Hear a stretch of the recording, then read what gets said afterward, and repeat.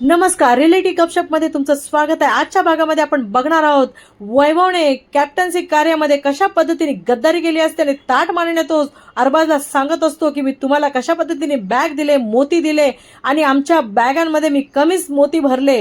ही गद्दारी तो ताट मारण्याने सांगत असताना आणि गेम चालू असताना सुद्धा सूरजला ज्या पद्धतीने तो टार्गेट करत असतो, नशेड्या पपेट खूप खालच्या लेवलला जाऊन बोलत असतो आणि अरबाजला तुला काय पाहिजे गेम जिंकण्यासाठी हे सगळे तो विचारत असतो। त्याचा हा सगळा काला चिट्टा आज रितेश सरांनी भाऊच्या धक्क्यामध्ये काढला आहे। तेव्हा मात्र त्याचा चेहरा बघण्यासारखा होता आणि रितेश सरांनी त्याला हेही अरबाजला विचारलं की घरामधला गद्दार कोण आहे। तेव्हा अरबाज मात्र घरातला गद्दार हा वैभव आहे सांगितल्यावर रितेश सर एकच बोलतात, अरे धमक लागते। मी तुमच्या सर हेही म्हणतात की घरामध्ये वैभवला पाठवलं होतं पण बाहेर येताना गद्दार म्हणून येऊ नकोस। तेव्हा मात्र वैभवचे तोंड चांगले पडलेले दिसत आहेत। असेच नवनवीन अपडेट बघण्यासाठी माझ्या चॅनलला लाईक, शेअर आणि सबस्क्राईब करा।